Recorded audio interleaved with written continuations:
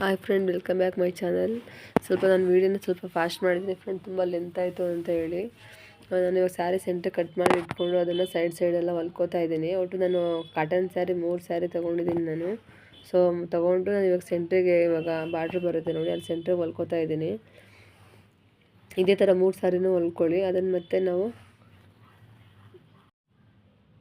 ಹಾಗೆ ಅದು 3 ಸ್ಯಾರಿನೂ ನಾವು ಜಾಯಿನ್ ಮಾಡ್ಕೋಬೇಕಾಗುತ್ತೆ, ಒಂದ್ರ ಮೇಲೆ ಒಂದು ಇಟ್ಕೊಂಡು ನೋಡಿಕೊಂಡು. ಸೊ ಅದೇ ಥರ ಜಾಯಿನ್ ಮಾಡಿಕೊಂಡು ಫುಲ್ ಸ್ಟಿಚಿಂಗ್ ಮಾಡ್ಕೊಳ್ಳಿ ಫ್ರೆಂಡ್. ಅದನ್ನು ರೌಂಡಕ್ಕೆ 4 ಕಡೆನೂ ಬರಬೇಕಾಗುತ್ತೆ ಸ್ಟಿಚಿಂಗ್. ಅದು ಇವಾಗ ಒಂದು ಕಡೆ ಮಾಡಾಯಿತು, ಇನ್ನೊಂದು ಕಡೆ ಮಾಡ್ತಾಯಿದ್ದೀನಿ. ಬಟ್ ಎಕ್ಸ್ಟ್ರಾ ಬಟ್ಟೆ ಇರುತ್ತಲ್ಲ ಅದನ್ನು ಕಟ್ ಮಾಡ್ಬೋದಿಲ್ಲ ಅಂದರೆ ನಾವು ಸೈಡ್ ಪಟ್ಟಿ ಕೊಡ್ತೀನಿ ನಾನು, ಅದನ್ನು ಅಲ್ಲಿ ಬೇಕಾದ್ರೆ ನಾವು ಒಳಗಡೆನೇ ಕವರ್ ಮಾಡ್ಕೊಬೋದು. ಸೊ ಯಾವ ಥರ ಆದರೂ ಮಾಡ್ಕೊಬೋದು ನಾವು.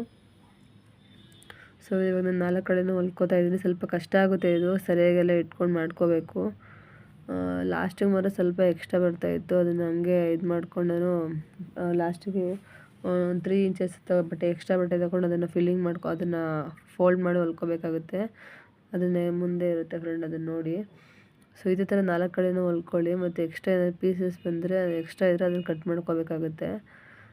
ಉದ್ದ ಅಕಸ್ಮಾತ್ ಹೆಚ್ಚು ಕಮ್ಮಿ ಸ್ಯಾರಿಗಳೆಲ್ಲ ಒಂದೇ ಥರ ಇರೋದಿಲ್ಲ, ಅಪ್ ಆ್ಯಂಡ್ ಡೌನ್ಸ್ ಇರುತ್ತೆ. ನಾವು ಎಷ್ಟೇ ಮೂರು ಸ್ಯಾರಿನೂ ಒಂದೇ ಸಮ ಬರೋ ಥರ ಮಾಡಿ ಹೊಲ್ಕೋಬೇಕಾಗುತ್ತೆ ಕಟ್ ಮಾಡಿಕೊಂಡು.